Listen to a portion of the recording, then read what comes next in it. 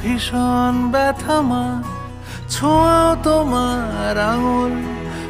Finally অনুপম রয়ের গাওয়া মা গানটা আমি দেখলাম, যেটা ধূমকেতু সিনেমার গান, এবং গানটা এতটা ইমোশনাল এবং এতটা যে ওই হয় না একটা মায়া, মমতা, ভালোবাসা, স্নেহ সেটাকে ঘিরে থাকবে, সেটা আমি কিন্তু খুব একটা এক্সপেক্ট করি। কারণটা আমি বলি, এই মা, এই যে শব্দটা, এটা তো মানে তার কোনো ব্যাখ্যা হয় না, তার একটা ম্যাজিক রয়েছে, তার একটা আলাদা অনুভূতি রয়েছে, সেই ওয়ার্ডটার মধ্যে দিয়ে অনেক কিছু ডিফাইন করা যায়। তো সেখানে দাঁড়িয়ে মা, এই ছেলের এবং এই কেমিস্ট্রি নিয়ে অনেক গান কিন্তু এর আগে হয়েছে, হিন্দিতে বলি, বাংলাতে বলি।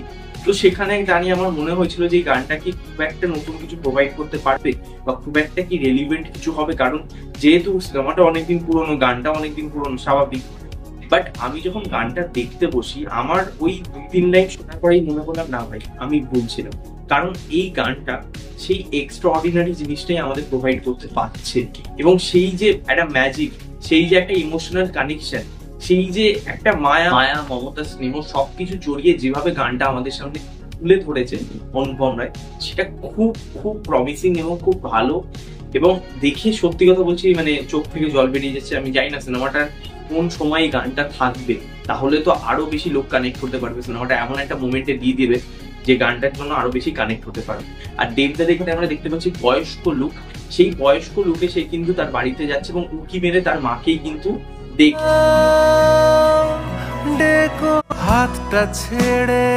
তার মা তো ডেফিনেটলি, মাদের মধ্যে সেই পাওয়ারটা আছে, ছেলে যাই করে তার মধ্যে কিন্তু একটা সিক্স সেন্সে কাজ করে যে না, ছেলে আমার কাছে কিছু লোকাচ্ছে, বা যতই লোকানোর চেষ্টা করি আমরা ফেলই হই, আর মারা বুঝে যায়। তো সেটাও এখানে দেখানো হয়েছে, সেই অ্যাঙ্গেলটাও দেখানো হয়েছে।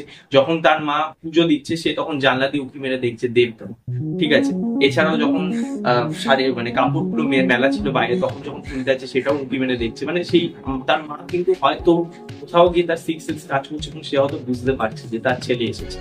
এবং এখানে দুটো টাইমলাইন দেখানো হচ্ছে। একটা টাইমলাইন তো যেখানে দেবদা তার মাকে ফলো করছে, আর একটা টাইমলাইন দেখানো হচ্ছে যেখানে দেবদার বিয়ে হওয়ার আগের মুহূর্তে, যখন তাকে চন্দন পড়ানো হচ্ছে, সেখানে একটা মা ছেলের খুনসুটি, একটা কেমিস্ট্রি, সেই জায়গাটাও এতটা ওয়ার্ক করছে, সেটা কিন্তু দেখে দারুণ লাগে, ঠিক আছে। সেটাও খুব খুব মানে প্রমিনেন্ট, খুব ভালো, খুব মিষ্টি একটা ব্যাপার রয়েছে সেটার মধ্যে।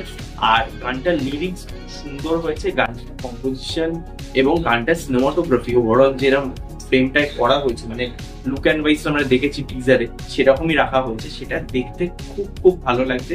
খুব মানে কি বলবো আর কি, খুব নতুনত্ব ব্যাপার রয়েছে, মানে কোনো অ্যাঙ্গেল দিয়ে মনে হচ্ছে না পুরোনো কোনো ছবির ফ্রেম দেখছি। তো যেটা দিয়ে দাঁড়িয়ে আমার মনে হচ্ছে ধূমকেতু খুব খুব প্রমিসিং একটা কাজ আসতে চলেছে।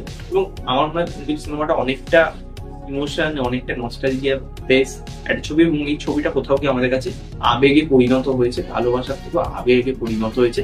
দেখা যাক ছবিটার কোন সময় গানটা থাকে। এবং আমি তো খুব এক্সাইটেড ধূমকেতু সিনেমাটা নিয়ে। আপনারা কতটা এক্সাইটেড ধূমকেতু নিয়ে অবশ্যই জানাবেন। গানটা ভালো লাগলে সেটাও জানাবেন কমেন্টে, লাইক করতে ভুলবেন না। আর চ্যানেলে নতুন হলে সাবস্ক্রাইব করবেন, পাশে বেল আইকন ক্লিক করবেন, শেয়ার করবেন ভিডিওটা বেশি বেশি করে। নেক্সট ভিডিও পাবেন।